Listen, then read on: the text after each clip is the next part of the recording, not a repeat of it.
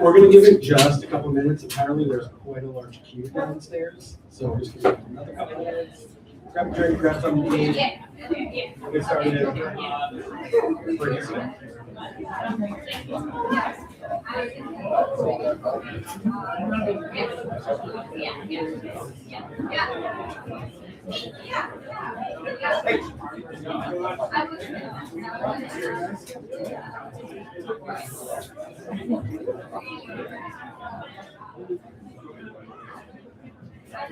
Let's get all my timing out of the way. Did we tell Brian that he could start here?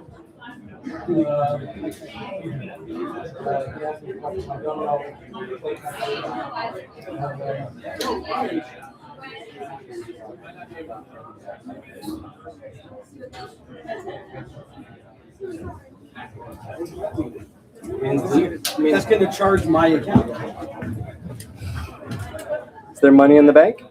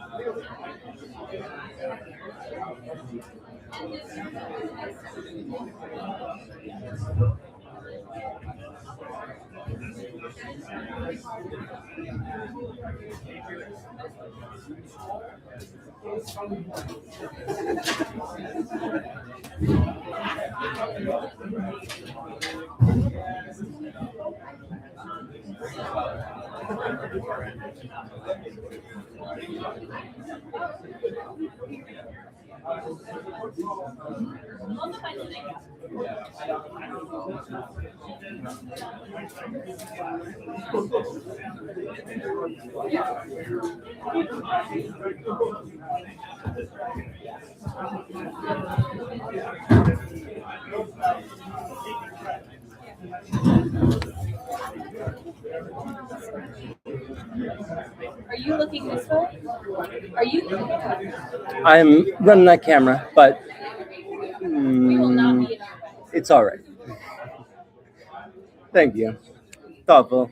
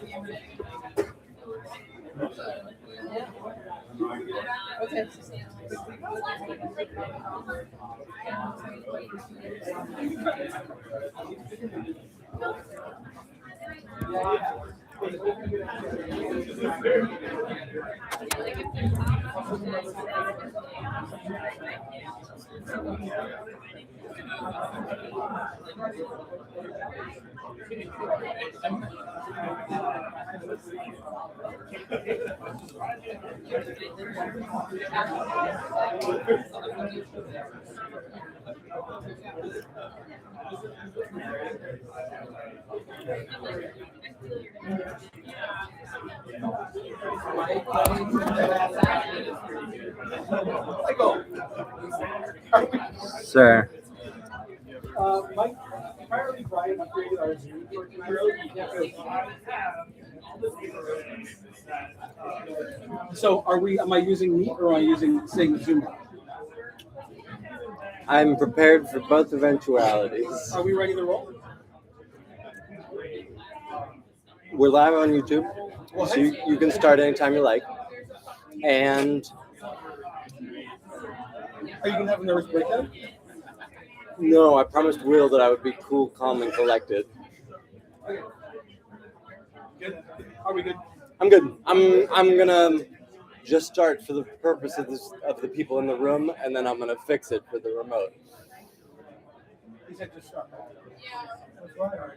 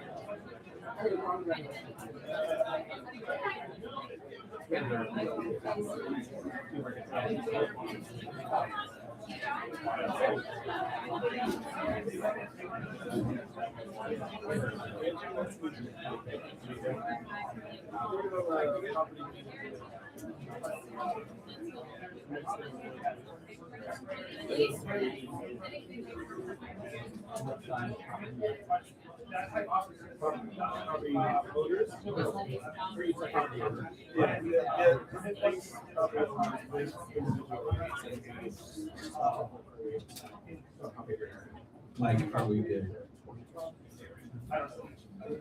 Mike. Hi, Harlan. How are things? Saying we're good. Okay. Just until it's true.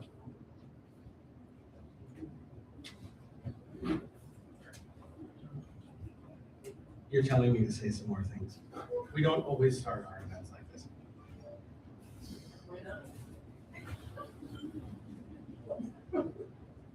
Check. Mike. Yep. Okay. Mike is the name of a person, not just. Okay. Are we good? I should hold this by my face. We're good twice. Hold this by my face. I've done this before. Okay. Ready to get started?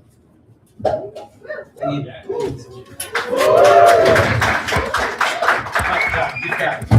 Okay.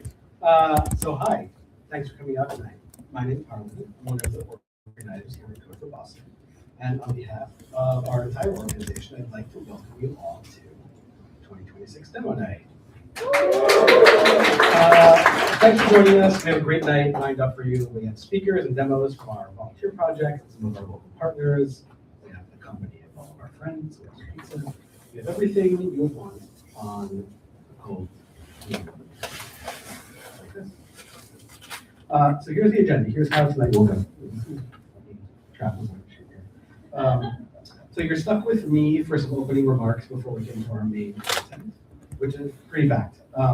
We have demos from our 5 Code for Boston teams, 3 from our partners at the City of Boston, the Metropolitan Area Planning Council, and everyone's favorite government agency, the TV. That will take about an hour and a half. That's where the T folks are. That'll take about an hour and a half. And then we'll have some time to hang out, some of the presenters, we can talk to you about their work, you can meet some of your friends here.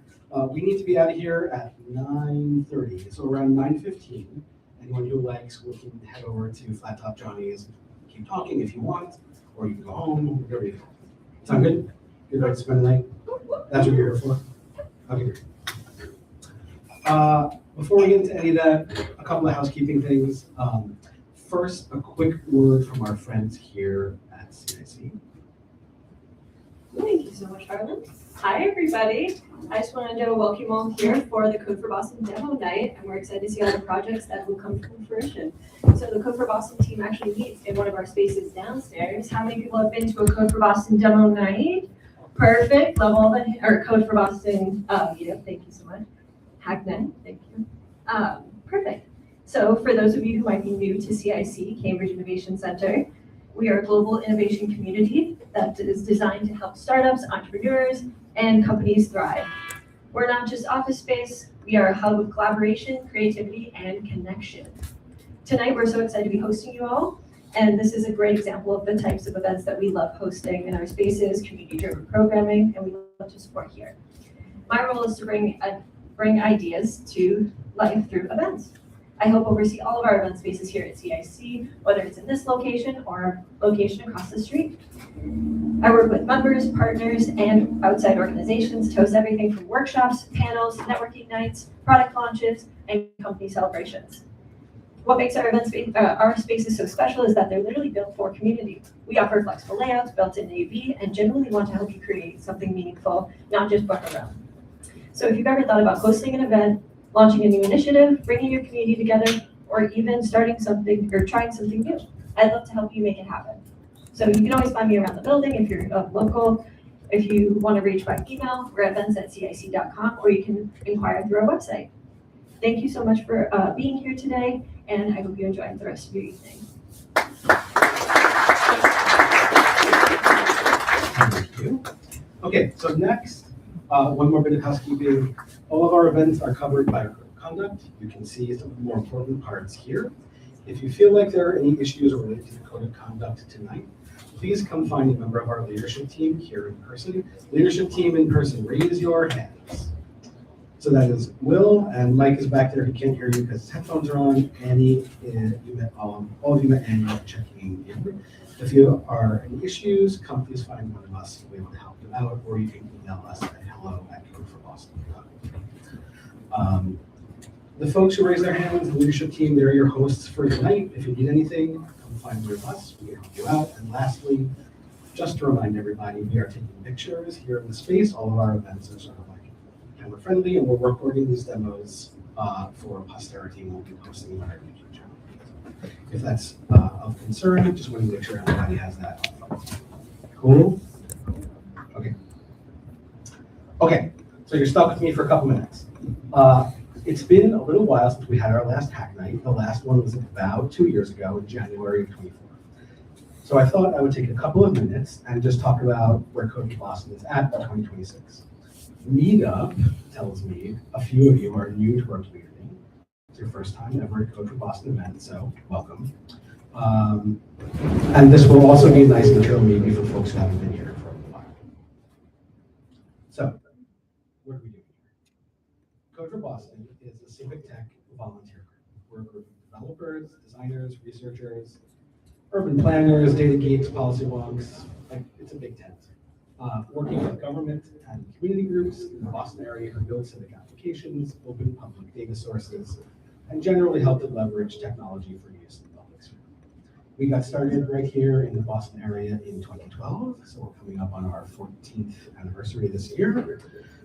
We're primarily a project-based group collaborating with partners at our flagship weekly Hack Night event every Tuesday here at the CIC, as you heard, as well as larger hackathon events, more speaking-oriented events, night talks, workshops, all sorts of things. To give you a bit of a sense of the community, here's a sample of the projects and the partners we've worked with over the last 14 years.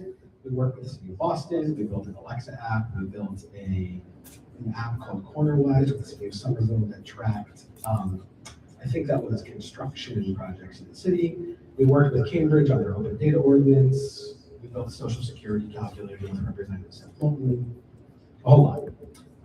We built a vaccine finder during the pandemic, and so much more, some of which you'll hear about today. For a sense of our community, here's kind of where we stand right now. These are some precise numbers, but they don't tell any kind of story. We know numbers are sort of garbage, but they're nice to trot out at events like this. We meet weekly. We have about 30 to 50 people in mixed presence, hybrid, and in person every week. In 2019, some of you may remember, it was absolutely bananas. We're down for those numbers. It's actually a bit more manageable because it's a bit less fun. We have 6 active projects and 1 starting very soon. And a metric I'm particularly proud of is about 50 of our members have gone on to professionalize their careers in the civic tech space with governments, with nonprofits, which is a thing we're very proud of. So if this sounds fun, if you want to get involved, come to a hack night. We're here every Tuesday at CIC. If you have a project idea and you want to pitch it, come find one of us on the leadership team. And if you want to stay in touch, you can sign up on our mailing list and follow us in all the social media places, though we've been a bit quiet lately. All of which you can do here at this website, codeforboston.org, or talk to us on the core team.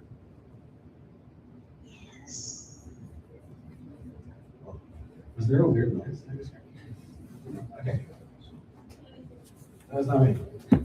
Okay, so shifting gears a bit. I wanted to also give you all a bit of an update on our status as an organization and share some pretty exciting news. I think it's exciting. Last time we talked publicly about this was in our demo night in 24. So here's a bit of a refresher. Historically, Code for Boston was part of Code for America's Volunteer Brigade program, a national organization of groups just like ours with local chapters across the country. At its maximum, there were something like 20,000 volunteers in 80 cities across the country, with a central team in Code for America supporting the network.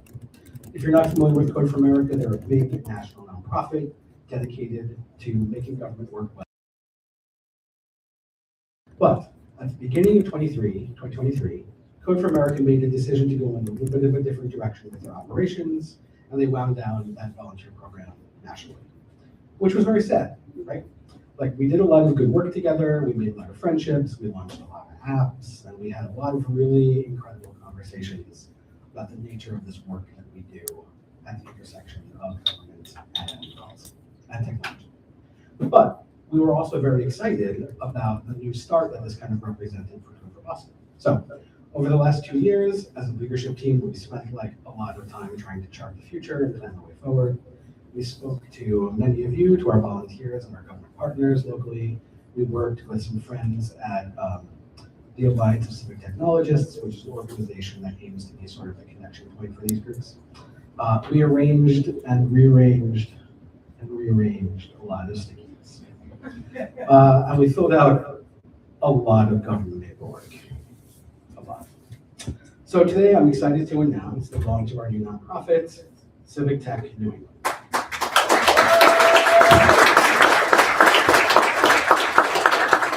This will be the organization that's the new home of Code for Boston, run and operated locally right here by this leadership team. Our goal with Civic Tech New England is to cultivate and support the civic technology ecosystem in Greater Boston and in the New England region. Our goal is sort of to demystify government and civil society, to shorten the distance between regular people and leadership, to make it more understandable, more accessible, to make government feel like something you can touch and influence, and not just like something sort of like remote. To bring people and their government a little bit closer together, which I think maybe is like important in these times. So with this new organization, we also have an opportunity to expand our reach and bring new and different kinds of programming than we historically have to everyone here in Boston, and hopefully expand into other areas of New England as well. So nothing actually changes for Code for Boston, so everybody calm down. It will remain our flagship volunteer program. Will function just like we have these last 14 years, and we'll also be looking to coordinate with similar groups in Burlington and Portland. We're also looking to support folks who work in government more directly through some targeted convenings, like last year, the happy hour we ran to support displaced federal workers last spring. And we're also kicking off a brand new program aimed at a more general audience, a regular speaker series, which will touch on a wide variety of topics around government and technology, of course, but policy, history, culture, and more, with sort of an eye towards shining a light on critical topics to help everyone understand a bit more about how all of this actually works, or doesn't. If it doesn't is actually worth learning a lot of the time. So it's with great pleasure I'd like to announce our inaugural speaker from, again, everyone's favorite government agency here in Boston, Logan Nash, the Senior Director right over there of Transit Technology at the Civic Technology Innovation Group. Logan and his team, maybe, I don't know what you're doing, are going to talk to us a little bit more about how the T works, what signal problems actually mean, and how their team is using technology to make it all work better. So Logan, thank you for helping us kick off this new initiative. We really appreciate it, and we're so excited to have you. We don't have a date nailed down for this exactly yet. We're working out some of the details with venue and everything. We expect it to be sometime in late March. If you're interested in staying in touch about it, hit that QR code and just like drop your email, and we'll reach out to you. We'll give you a shout when we got all the final details nailed down. So I promise this is, we're not going to like sell your email to like Jeff Bezos or anything like that. Oh, sorry. I'll leave this up for 1 minute. Does everyone have this who wants it? Okay. I'm seeing the two people in the back. Okay, great. So if any of this sounds good to you, we are also open for donations. It takes a little bit of funding to make this happen. So as we kick off this new organization, if you'd like to help us out, we would love to have you help us out. This QR code will take you to our Open Collective page, and we appreciate any support that folks want to give. I'll leave this up again for just a minute. I assume everybody's got it. Okay. I'm almost done, I promise. So before we get into the program, and like, thank you for sticking with me. Just some thanks to our core team. They put a ton of work into this to make it happen every week, tonight, all the time, 100% of the time. So thank you all. Got that. Our project leads, many of you will hear from tonight. And lastly, and maybe most importantly, all of the amazing volunteers who give up so much of their time and energy, thought, and care to building things for the community here in Boston. I'm up here with this mic talking in front of these slides, but all of you are actually what make Code for Boston an amazing and special place. Week in and week out for the last 10 years and more. So you inspire us to keep doing this. So thank you. Okay, you're done with me now, right? Okay, good. Ready for demos? All right, let's do it. So here's our tonight. We'll go. We've got all these demos. Like I said, we'll head out afterwards. I'm going to try to get a break in here. We got started a little bit early, so we might not have too long of a break, but we'll try to get it. So, Kurt, we're going to get right into it. Everybody clap for Kurt. What is your presentation? On the internet? Okay.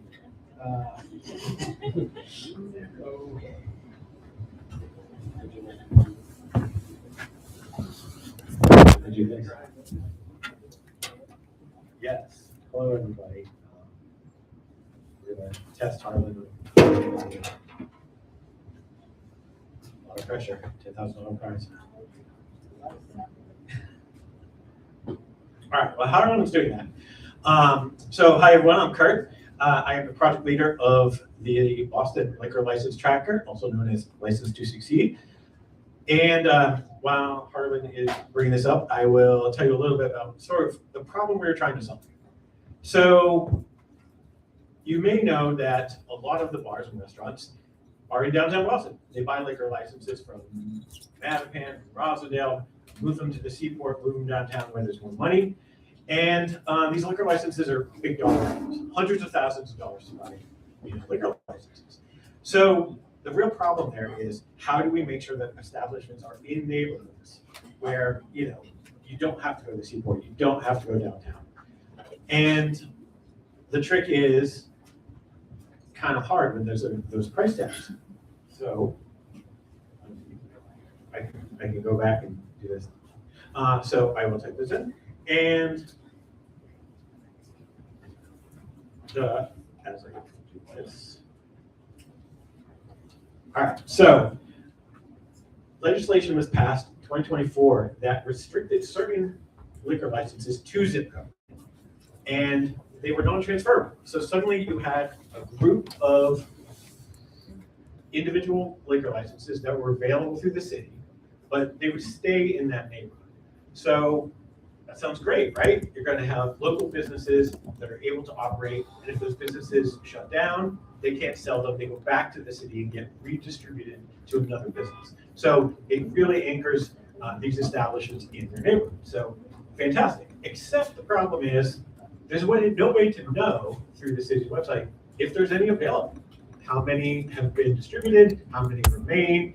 How you can get one? It's a little cryptic. So the project here is, how do we take this information from the city, put it together, and make it so community organization, small business, entrepreneur, restaurant owner that wants to go from beer and wine to all alcohol could actually know what's available in their neighborhood and then make the application to the appropriate steps. To give you a sense of what that data is, it comes from the Liquor License Board meeting minutes, which are posted as PDFs on the city website when they get around to it.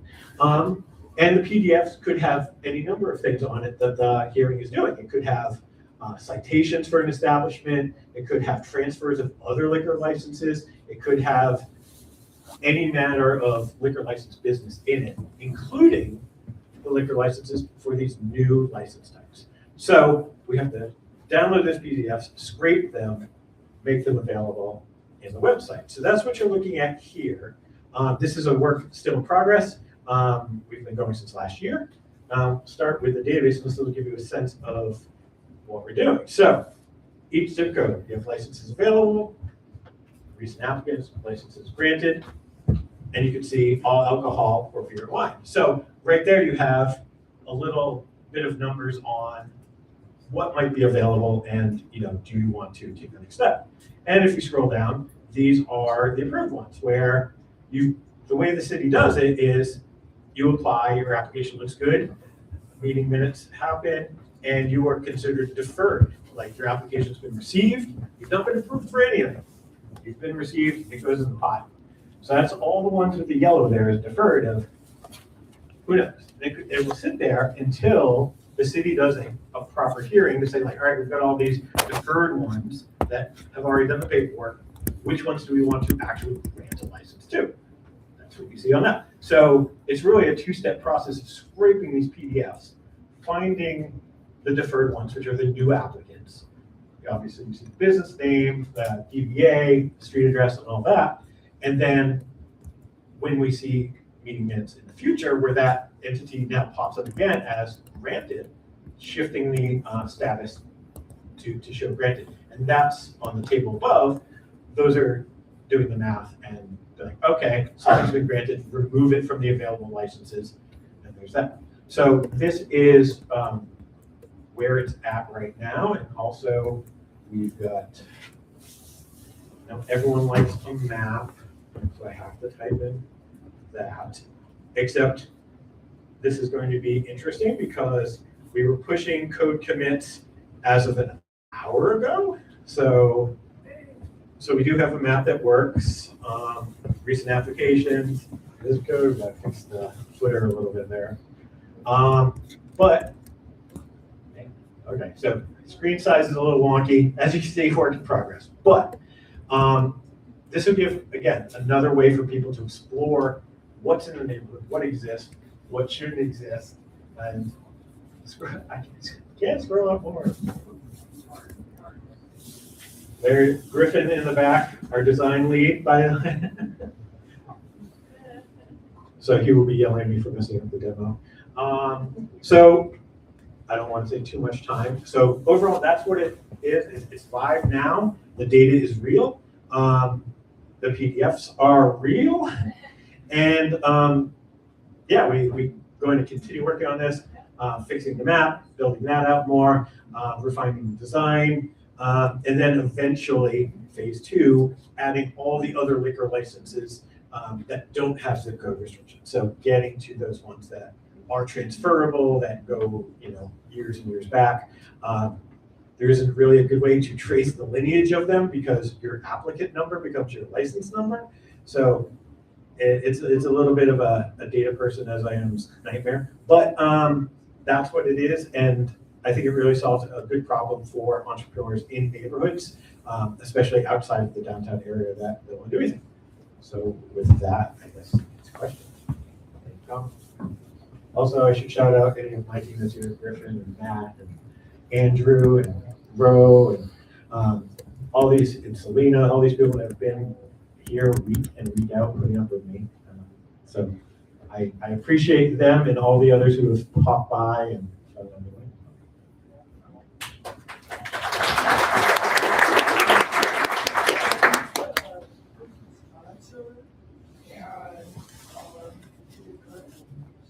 there's our friend right there from Offsite Hospitality, Nick Corn.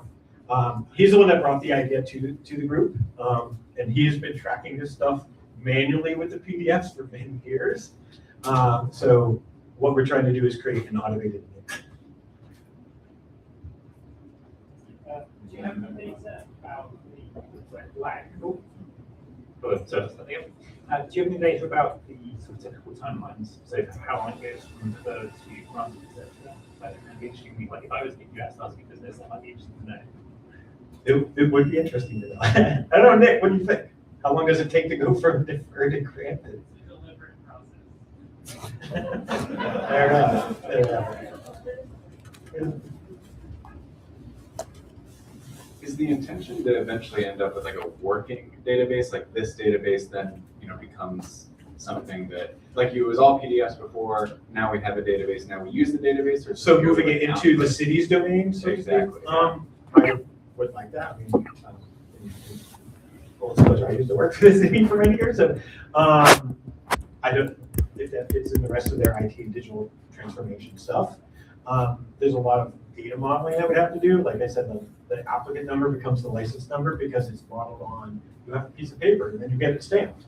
That's your, so I would love it if the city adopted it and made it thrive, but maybe it will. What are the two policies that you want, that you are fighting for as an organization to drop the level of bullshit that it takes to get a license? So what are the two things Massachusetts needs to do that you're fighting for? Nick, what are you fighting for? I'm not really a fighter so much, but no, I think transparency, which is what this is doing, is making it so you don't have to search through multiple pages and PDFs to find information that's publicly available, and then hopefully making the system more efficient over time. And I would say for me, it's not just transparency out, it's transparency in, right? Giving the city tools that they can better manage these things. And maybe that's inspirational for them to like, oh, how can we use this to then operationalize the process and streamline it? So that's to me like, where it turns into like, yeah, this is a really cool project, it's useful, it's transparent, but it's like, does they get rolled back into city, not just like, oh, we use a tool, but like, oh, can we inform operations and how we do this? Hopefully. And we've had some preliminary conversations with folks from the city, and they are definitely interested in at least sort of like engaging with this when we've got it. I'm very engaging. Thank you for the wonderful presentation. How does this fit in with existing businesses who are selling their liquor license? Like I know there's a bar a couple blocks down which has recently hired like a broker to sell their license. So we haven't, when I said that zip code restricted licenses, the 2024, we started with those because they were measurable and countable, right? I'm not entirely sure if you ask the city or the state how many liquor licenses are in Boston, they'd be able to give you a definitive number. They might not even know. So in terms of those transferable ones and sort of the market of that, maybe that's a future phase of how do we start tracking those. It looks like Harlan's telling me to get off the stage. Okay, 17 seconds. All right, 17 seconds. Thank you.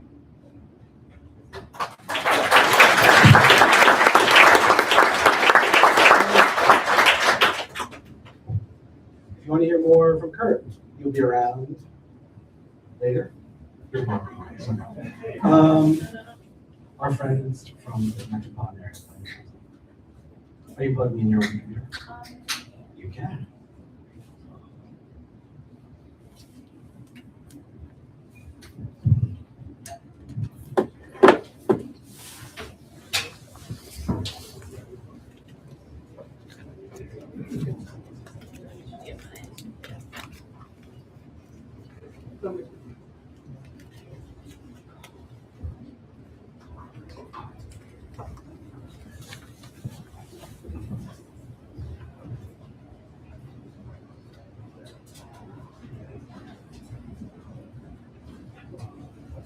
I think I'm gonna hold this, you can hear me.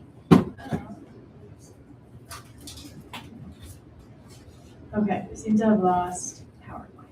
I will introduce myself while it loads. My name is Alexa. I work at MAPC, the Metropolitan Area Planning Council. And I'm here to talk about our open data portal called Data Common.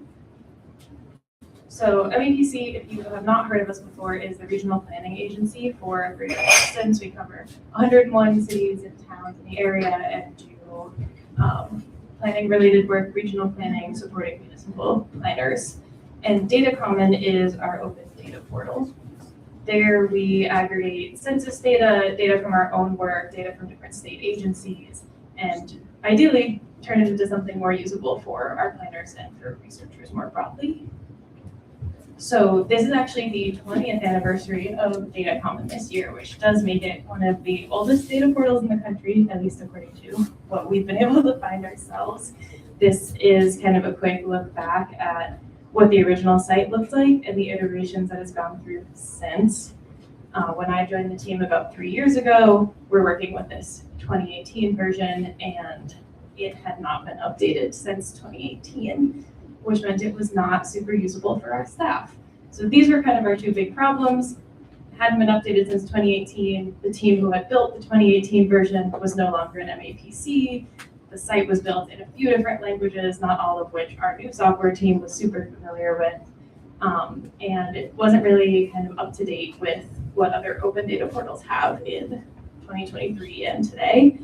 And our planners at MAPC weren't using it, which is kind of how I got involved. My main role there is analytics and research and doing data and mapping support for our planners. And most of them didn't even know that the site existed, despite my team spending half of our time cleaning and aggregating the data to go on it. So we started this project with user testing with our own planners to figure out what wasn't working, how do we make it better. In addition to our planners and municipal planners, we do get a lot of data requests and interest in the site from researchers at think tanks at universities, from students doing their projects, and also from elected officials looking to use this data. So with that in mind, we've started some site updates, and I'll do a quick demo so you can see where we're at now. We did have to start with a full rebuild of the site, and from there, we're able to kind of add in more functionality around the data that you can see, being able to even just hover over the data visualizations and see numbers is a new update we had to make, giving folks options to let us know when the website's not working, if there are data sets that have problems, and having more ways to kind of view and download and access the data. So our updates so far look the same as the 2018 site for the most part. We've not done any new design work really, but we started with updates to our community profile site. So you can search for a municipality or choose one of MAPC's subregions, or you can just select a municipality on the map, which is new. And the idea behind the community profiles is that a planner can get a kind of holistic view of a municipality that they're not familiar with, that they're maybe starting a new project in. And so we cover a pretty wide variety of topics. We have a few more areas of work we do at MAPC, like digital equity and arts and culture, that we're looking to build out as part of this. But it gives you charts for a few key data sets that you can scroll over to get numbers for. You can download the data for the chart. You can view the data behind it in the browser, or you can use this download all data button and get an Excel that has all of it. Seems pretty basic for a data portal, but those few updates have been a pretty big change for our planners and the amount of time it takes them to pull data in their planning work, which is our goal. We've also recently completed this update to our datasets page, which I'm not showing you the old version, but is much more functional than it used to be, I promise. It's got a better search that's looking through more of our fields. It lets you metadata in the browser so you can understand what's in the table before you go to download it, and has a few different filters for how you can search things. When you do choose a data set, we have CSV and JSON downloads. Some of our data sets are shapefiles that will also have shapefile and GeoJSON downloads. And we're starting to build out some more manipulation of the table in the browser as well, which is kind of a big ask we hear from our staff. So with all that in mind, this is kind of the direction where we're thinking of going. The question I'm going to ask everyone next is, can you see this being a Code for Boston project, and what would your ideas for improving it be? But to start with kind of what our ideas are, there's a few kind of modern data portal standards that we're working on getting to. The first is implementing the API that our team has built out so that folks can start to use that as a way to access the data as well, instead of having to download it from the site.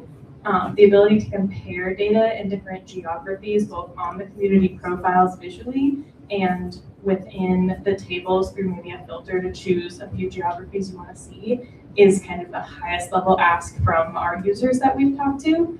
And then, that's kind of that second part, is the increased ability to manipulate the data in the browser without having to go to Excel every time you want to find just the one municipality and not look at the data for all 351. The next big step on the planning side are kind of these two pieces here. An all data page would hopefully aggregate kind of those most common data asks from planners. So we have planners that apply for the same kind of grants pretty often, and can we get all of that data in one place so that if you're applying for a grant, you can open the all data page for your community and have all of those data points they're going to ask you for every time right there. And then thinking about how to redesign the site in a way that is based around plans. So if you're starting a housing production plan, can you filter the site that way to see it? So, sorry, that was a little bit long, but does anyone have any questions or ideas of how we could collaborate with Code for Boston on work for the future?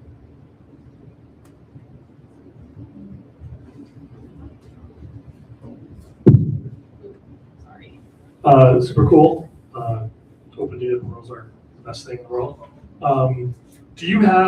Have you already mapped out, or do you have a plan to map out the audiences that you're hoping to engage with this portal, and any audiences that you have ambitions that you feel like don't normally engage as much with portals that you want to provide access to, and any plans for supporting that engagement? Yeah, that's a great question. So our main users are kind of urban planners in Massachusetts for this. So we've done a lot of user testing, focus groups, like full staff meeting engagements with our staff at MAPC. We have started in the last few months engaging municipal planners through our subregions, and that's, I think, going to be our focus for the next year, is talking to municipal planners who, in a lot of our cities and towns, are like the only planner and don't have a data team backing them up the way our team does, and understanding what those needs are. Beyond that, what we've done so far is based on data requests that come in. So we know pretty well like what other organizations ask us for, what other state agencies ask for, and what like elected officials are coming to our government affairs office saying, hey, I have a hearing next week and this data would be helpful. So we haven't done specific engagement with those groups, but we do have a baseline of what they're interested in. And we were recently able to do a project with BU Spark, where we had a group of students working on it as users, testing out the API and kind of building out what some next steps might look. But I think once we get through this year of working with municipal planners, my next goal would be to get more into the universities and be able to talk to both like the students and the professors and researchers there about how they use the site, because I think they're probably our second biggest user group, and I'd love for this to be a way that more people can do research on Massachusetts and state policy pretty easily. Anyone else have a question? Yeah, do you see this as something that other states might adopt, or it's just Massachusetts specific? I think other states having data portals would be great. All of our code for this is public in our GitHub repo, so folks could take this on. On our end, all of this is powered by our SQL database, and our data team does a lot of data cleaning and uploading to that database all the time. So for another state to take this on, there would need to be like a similar state agency or regional planning agency that had the kind of infrastructure to do that. But I think it'd be a great idea if they did, and we're always open to working with like other RPAs and other state governments on things like this. So I think that is all my time. So I'll pass it to whoever's next.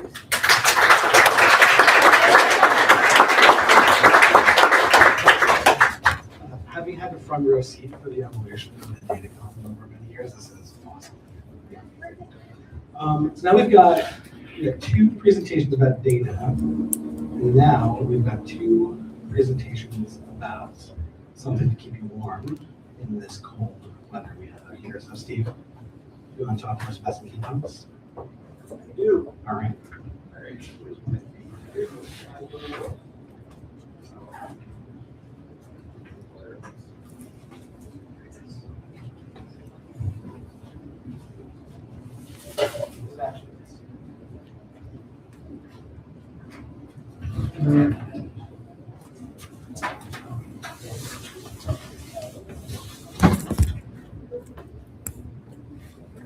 I bake this into the timing for every presentation.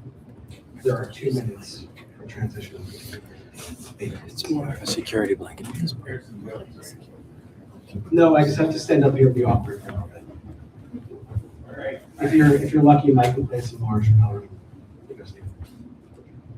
Hi, everyone. I'm Steve Bright. I'm a co-founder and volunteer leader in the Heat Smart Alliance, which was the sponsor for this HEAT project, stands for Home Energy Analysis Tool. And I want to start by thanking our volunteers who contributed to this project, especially Dad Karofsky, I think he's on the Code for Boston core team, and he's been a tremendous leader for the project. And we have a couple volunteers here, Charlie and Ethan. Why don't you wave your hands? All right, so a couple of our volunteers here. And another Heat Smart Alliance, 2 Heat Smart Alliance members, you guys over there. All right. This will be my only slide.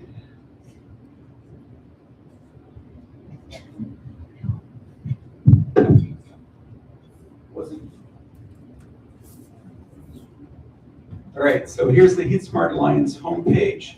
We are an all-volunteer organization that promotes adoption of energy efficient heating and cooling systems. That's heating and cooling is code for heat pumps. That's the way we cut emissions from fossil fuels in Massachusetts.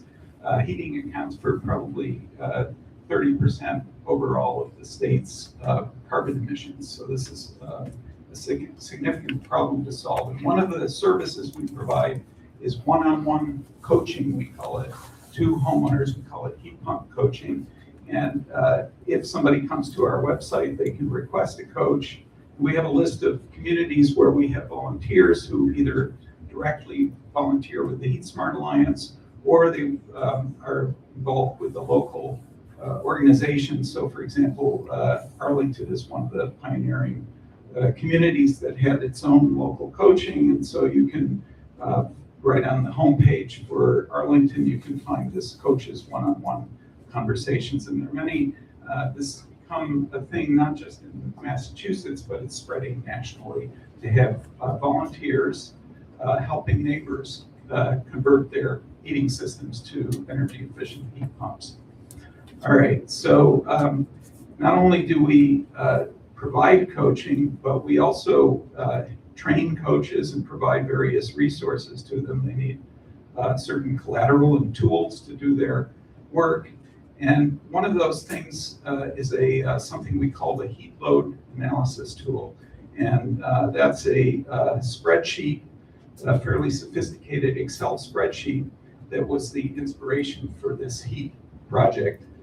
The spreadsheet works, but like any spreadsheet, there are plenty of ways to shoot yourself in the foot using it. And so it has to be maintained every 6 months or so. We have to release an updated version. So that's what this heat project is about. It is about putting this functionality of this spreadsheet online. Here's the home page for the heat project. And this page was actually generated by AI. The text needs some tune-up, but it's about finding one of the things this is useful for is sizing the heat pump properly for the home. And sizing heat pumps is tricky. It's kind of a Goldilocks and the Three Bears problem. Too big, and it'll overheat the home, or overcool it. Too small, and it won't be warm enough. So you want it just in the middle, just right. All right, so if somebody comes here, they will have to create a user account. I'm already signed in. I'm going to type in unfortunately, I can't hold this and type at the same time. So I'm going to put this down a minute. Put in, just take some okay. Oh, thank you. Some simple information. So we'll start with the homeowner's name. And you can tell I've done this before because it's pre-filling for me.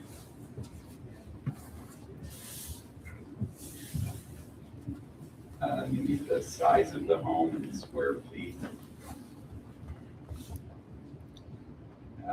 Currently, the spreadsheet works for 3 heating fuels: natural gas, fuel oil, and propane. We're just in natural gas in the heat project, and the only assumption that the user has to put in is something about the efficiency of the heating system, but we have help for that, provide the users with some guidance. And they have to enter their habits, how they normally keep the thermostat. Do they set it back at night, maybe for a few hours? And then they have to upload their energy use history. Where do they get that? From their utility. Everybody who has an account with a utility, they now have online accounts. You can download your energy use for up to 3 years. So for natural gas, you get 36 months of usage. So I have a file like that ready to go. It's downloaded in CSV format. And now I just click the calculate button. Okay. All right, so a lot happens. It has now done the calculation, but there's a lot going on behind the scenes for that calculation. For instance, we need to, for all the 36 months of data that we have to go out and query for the weather station data from a location near that home to get the history of day-by-day temperatures. So that goes out as a query to the Open Video website, which has an open database of weather data worldwide. So that's just one of the things that went on. What we're looking at here is a table that shows you the calculations for each month of data in the bill, and then at the end is the real results, 2 curves. The first one is called the heating system demand curve. It's the outdoor versus outdoor temperature, but the points we care about are these points down at what's called the design temperature, which for this home was 1 degree Fahrenheit. And we can see that on average it needs 54,000 BTUs per hour from the heating system to keep it at a comfortable temperature. So that's the piece of data that we're looking, the information that we're looking for when the homeowner gets quotes for heat pump installers. The sizes that they propose could be all over the map, and this will give them some idea whether the proposed system is appropriate for the home. What we also do is this lower plot where we're plotting versus square footage of the home, and we have data for 100 homes or so. And This orange dot is the current house. You see it's above the trend line. What that means is this house is using more heat than we expected to, and that's an opportunity for weatherization in communities that are participating as part of the Mass Save program. They can call in Mass Save. So I'm gonna just wrap it up here. Just say that when you run a case, it's saved in each coach will be running multiple cases, and each of their cases is saved in the database. They can go back, view, and edit, and delete those cases in the future, and we'll have an admin role that can access all the data. So I'll stop there and take questions.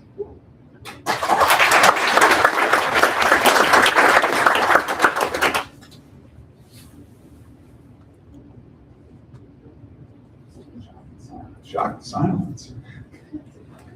Christopher. Steve, I don't know you, we never met. Are you saying, Steve, that anybody in this room or anybody around the country could potentially go and use this site to calculate their heat loads? That's the intention. Amazing.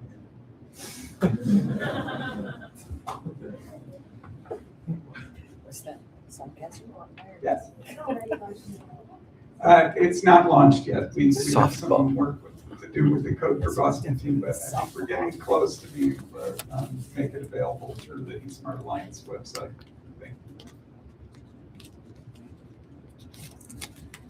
Yes. Is there the weather data is that available just for Mass, or is it also for other states? No, it's available. The Open Medio has, I think it's worldwide. So yeah, so we just geocode the address and go into that database. There's some subtleties. And I'm also curious, do you have any coaches in New Hampshire? We don't. There may be. New Hampshire is kind of thin in that area. I'm aware of some places in New Hampshire that have local organizations that are trying to get that started. All right, because I'm an owner with a heat pump and I love it. So I mean, wouldn't mind being a coach. Oh, okay. All right. Well, check out our website. We teach a course, a training course, about 2 or 3 times a year. So. Speaking of variation, is it like, do you have it optimized for like different climates? Do you need to do stuff for different types of like climates, different areas of the country, if that's even something that you're aiming for? Yeah, so there's, in this table I showed, there's some assumptions about which parts of the month, which months of the year are the heating months.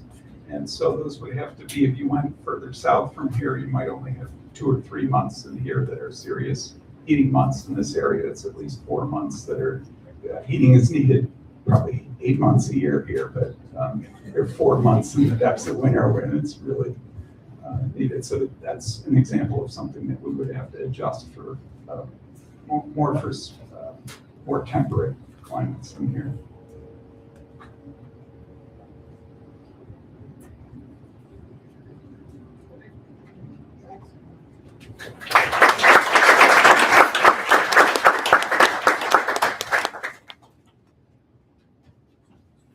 Yeah. Our other heat pump project. Come on up.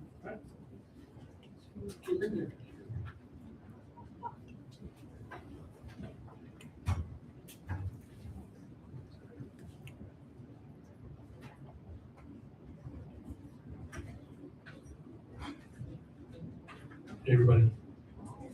My name is Christopher. That's Marley. When our presentation gets hard, I switch it over to Marley because I don't know anything.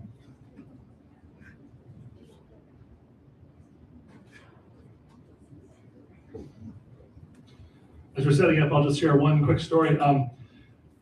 What Harlan said earlier. Don't need any notes. Just gonna go. Do come to a hack night and to get involved in the community. Many years ago, I was at a hack night. I ended up getting a job out of a Code for Boston hacking event. So it does work. The community is a very strong community. As I said, my name is Christopher. I am a longtime member of Code for Boston, but I'm also a member of an organization called the Urban League of Eastern Massachusetts.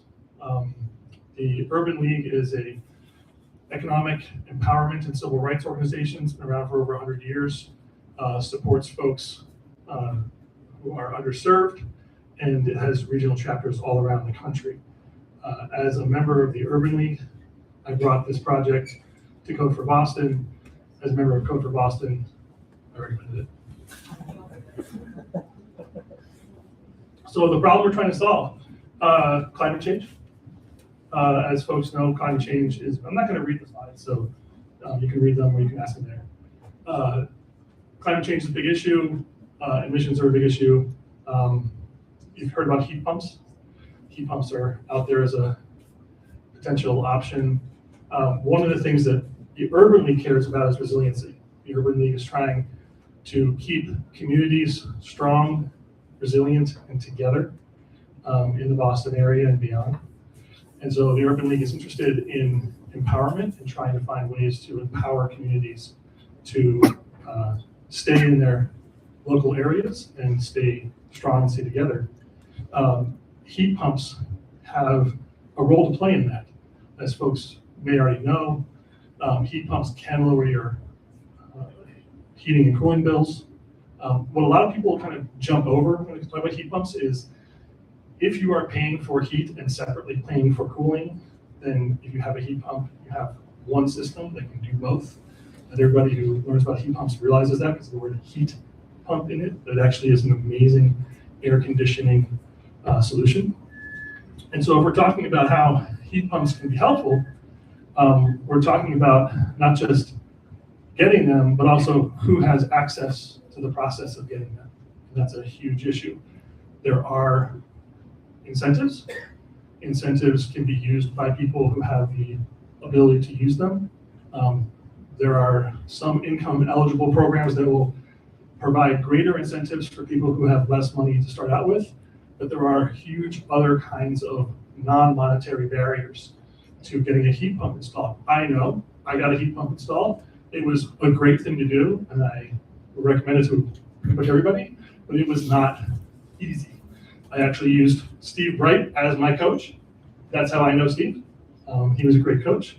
But it's really important to have a recognition of the barriers that people face and recognize that not everybody has the ability to surpass those barriers. And therefore, we have a situation where a lot of people can get heat pumps, but some people can get left behind or left out.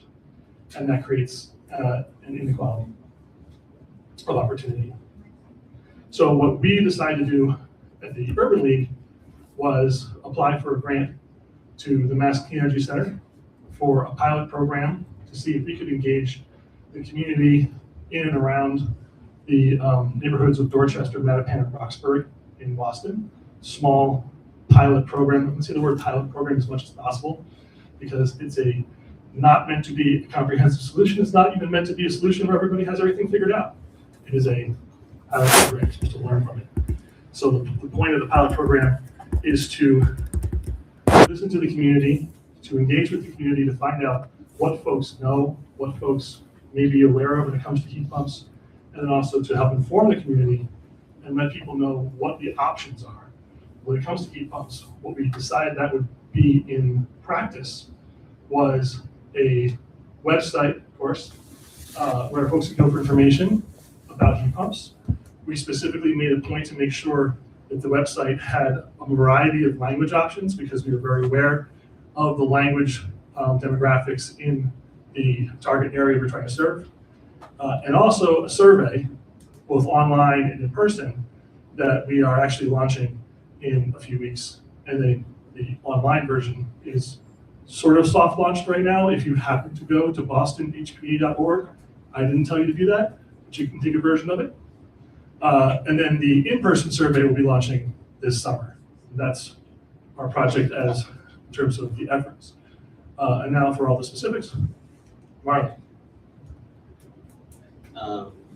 Not gonna get into too much technical stuff, but while talking community, one of the ways we were able to strengthen our Code for Boston community while working a hybrid ways is using VS Code code shares.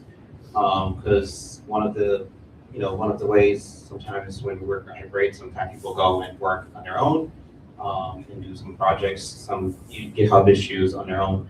So with using CodeShare, we're able to work together on the same screen and seeing what we're doing together, share, fix bugs together.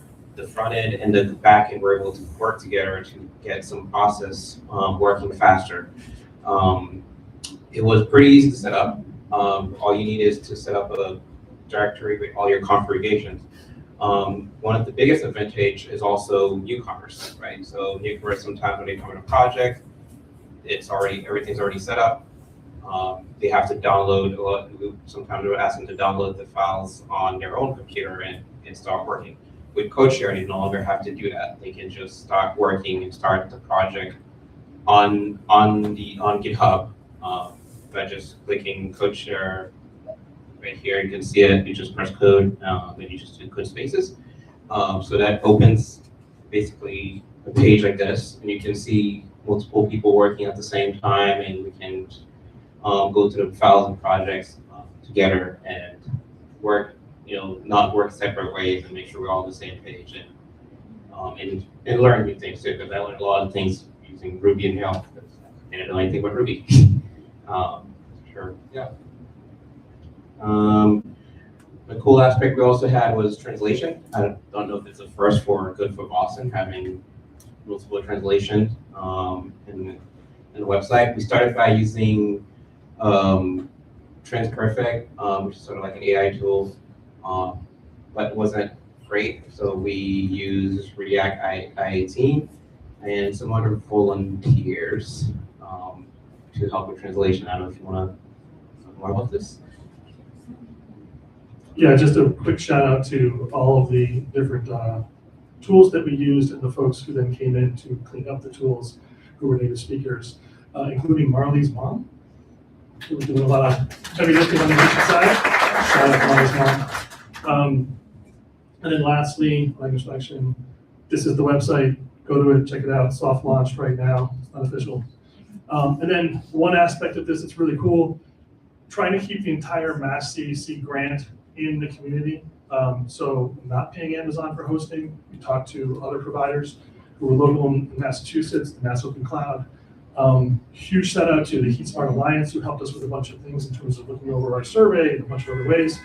And then the City of Boston's Power Core, who we worked with, who are going to be one of our providers for our in-person surveys, people from the community who are going to be doing the survey in the community and getting paid through the grant. So we're keeping the money in the community for the grant.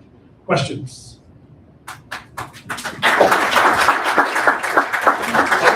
I think we have maybe like the record for the number of contributors to the project. It's been happening for a little while. So this is like our version of the Lord of the Rings. Thank you. No questions. No questions. We are. You can, actually, anybody who has questions or would like to help out can email our info@bostonhpa.org, which we would, the question was, are you looking for more translators? And the answer is always. Thank you. info@bostonhpa.org. We have English, Spanish, We wanted to add Vietnamese. It was a bridge too far for the pilot, but any Vietnamese speakers out there, don't.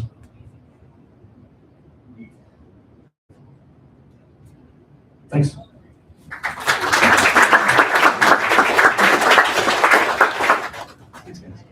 Okay. You've been sitting here for a long time. 5-minute break. Water, bathroom, things like that. On the way, on the back side of this, we've got presentations from T, from the City of Boston, from our Maple project, and from our National Police Data project. So don't go away. Go to the bathroom, get some water, come back and hang out. 5 minutes. We're going to start on time.